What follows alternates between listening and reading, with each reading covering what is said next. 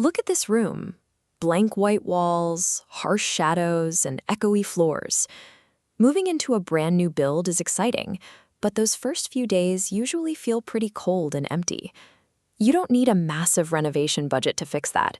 We're going to use a simple 5-step framework to warm up this exact space.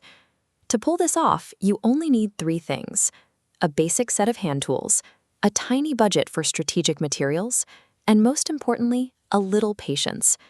Because the golden rule of homeownership is to live in the space before you change it. You have to see how the sunlight shifts and figure out which corners you actually use before you start tearing down drywall. Step 1 requires $0. Start with a deep clean. Scrubbing the baseboards and washing the windows immediately maximizes the natural light pouring into the room. Instead of pushing everything flat against walls, pull the sofa and chairs toward the center to build clear traffic flow. By floating furniture, you expose the perimeter. This visual breathing room tricks the eye into thinking the square footage is larger. Good interior design starts by maximizing the footprint and light you already have, rather than rushing out to buy more things. Step 2 targets the hardware. Builder-grade homes are notorious for cheap, generic cabinet knobs in the kitchens and bathrooms. Grab a screwdriver, remove the standard-issue knobs, and replace them with solid metal drawer pulls. Before you buy anything, look closely at this drawing. You must measure the exact distance between the existing holes on your drawer fronts. If the new poles don't match that spacing, you'll be left drilling new holes. Next, look up at the ceiling. Those flat, harsh flush mount lights wash out the room. Swap them for hanging pendants that cast a warmer, targeted glow. Anytime you touch electrical wiring, you have to find your breaker box and shut off the main power to that room. Test the switch to confirm it's completely dead. Once the power is cut, installing the new fixture is a matter of twisting the matching colored wires together and securing them with wire nuts. Upgrading the handles you touch, the lights you turn on, masks the builder-grade shell and creates a custom feel. Step 3 is adding your history to the walls. We do this by building a gallery wall using clean, matted frames filled with your own photos or art. To get the spacing right, clear a spot on the floor and arrange the frames there first. Shift them around until you find a balanced layout, and only then start putting nails into your drywall. Then, bring in at least 1 piece of secondhand furniture.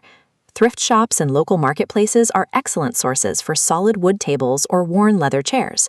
A room full of brand new items feels like a retail showroom. Mixing in older, textured pieces creates visual friction, giving the space an established charm. Step 4 is about styling.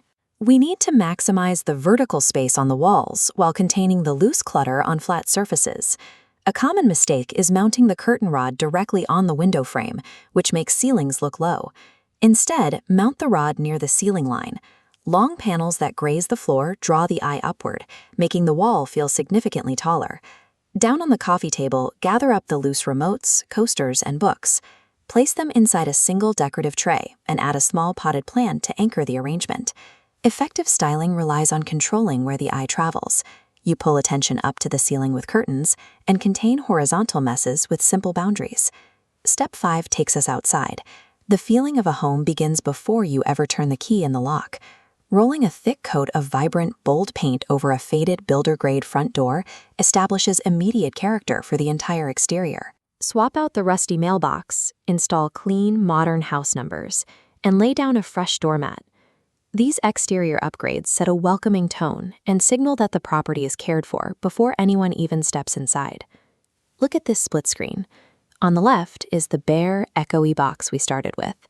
On the right, the exact same room, now warmed up with proper layouts, high curtains, and personal textures. We achieved this result without knocking down a single wall or hiring a contractor. We relied entirely on focused, low-cost styling choices and hardware swaps. A house gains its character piece by piece. You shape the environment slowly, and over time, the space begins to reflect exactly who you truly are.